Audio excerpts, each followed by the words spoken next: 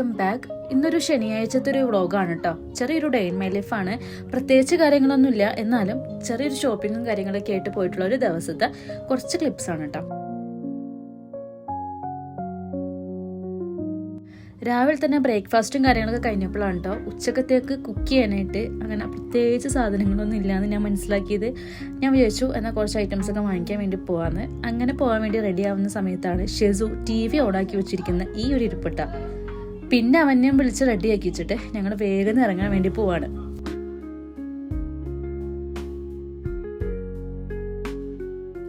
ഇത് ഷെസുവിന് വാങ്ങിയിട്ടുള്ള പുതിയ ക്യാപ്പായിരുന്നു കേട്ടോ. ഇത് സൈസും കറക്റ്റാണ്, അത്യാവശ്യം നല്ല ക്വാളിറ്റി ഉണ്ടായിരുന്നു കേട്ടോ. അത് ഷെസു പിക്ക് കണ്ടിട്ട് അവനിക്ക് വേണം എന്ന് പറഞ്ഞിട്ട് വാങ്ങിയതാണ്. നല്ല തണുപ്പത്തൊക്കെ നമുക്ക് നോസൊക്കെ കവർ ചെയ്യാൻ വേണ്ടിയിട്ട് നല്ല സംഭവമാണ്. അങ്ങനെ പോകാൻ വേണ്ടി നിന്നപ്പോഴാണ് കേട്ടോ ഷെസുവിൻ്റെ ഒരു കൊറിയർ നമുക്ക് റിട്ടേൺ ചെയ്യാനുണ്ടായിരുന്നു. അപ്പം അതെടുക്കുന്ന കേസ്. പിന്നെ വീണ്ടും വന്നിട്ടാണ് ഞാൻ ഈ കൊറിയർ എടുക്കുന്നത്. ഇന്നിപ്പോൾ ഷെസു ഉള്ളതുകൊണ്ട് തന്നെ നമുക്ക് ഒരുപാട് നേരം സ്പെൻഡ് ചെയ്യാൻ പറ്റില്ല, കാരണം വന്നിട്ട് വേണം എനിക്ക് കുക്ക് ചെയ്യാൻ വേണ്ടിയിട്ട്.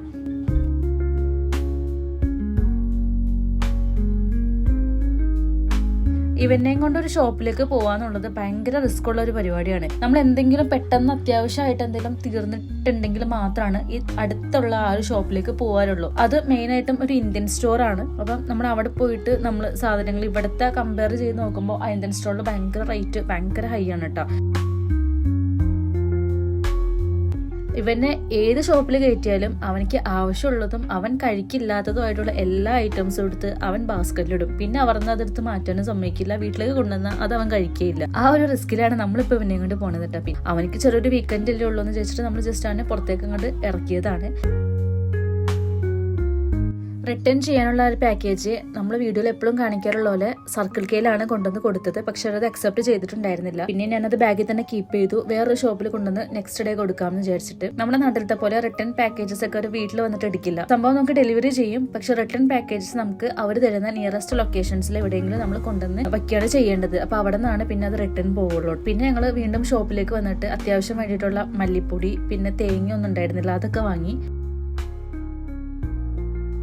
സാധാരണ ഞാൻ ചെറിയൊരു ലിസ്റ്റൊക്കെ ആക്കിയിട്ടാണ് പോവാറ്, കാരണം ഞാൻ മറന്നു പോകാറുണ്ട് പല സമയത്തും. അത്യാവശ്യം നമുക്ക് എടുക്കേണ്ട ഐറ്റംസ് ഒക്കെ കേട്ടോ. ഞാൻ പറഞ്ഞ പോലെ തന്നെ ഒരു ലോഡ് ചോക്ലേറ്റ്സും സ്നാക്സ് ഒക്കെ ആയിട്ടോ ഞങ്ങൾ തിരിച്ച് വീട്ടിലേക്ക് പോകുന്നത്. വീട് എത്തിക്കഴിഞ്ഞപ്പോഴാണ് ശരിക്കും പറഞ്ഞാൽ ഞാൻ അത്യാവശ്യം എനിക്ക് അന്ന് കുക്ക് ചെയ്യാൻ വേണ്ടിയിട്ടുള്ള സാധനങ്ങളൊന്നും ഞാൻ വാങ്ങിയിട്ടില്ല എന്ന് മനസ്സിലാക്കിയത്. പിന്നെ ഉണ്ടായിരുന്ന ഫുഡൊക്കെ വെച്ച് ഞങ്ങൾ അഡ്ജസ്റ്റ് ചെയ്തിട്ട് പിറ്റേ ദിവസം വേറൊരു ഷോപ്പിങ്ങിന് ഇറങ്ങാന്നുള്ളൊരു മൈൻഡിൽ ഞങ്ങൾ അന്നത്തെ ദിവസം ഒരു ഫിലിമൊക്കെ കണ്ട് ഞങ്ങൾ എൻജോയ് ചെയ്തു കേട്ടോ. വീഡിയോ എനിക്ക് കംപ്ലീറ്റ് ചെയ്യാൻ പറ്റിയില്ല. ഞാൻ ധൃതി പിടിച്ച് ഓരോന്ന് കുക്ക് ചെയ്യുന്ന ആ ഒരു സമയത്ത് ഞാൻ ഭയങ്കര ബിസിയായി പോയി.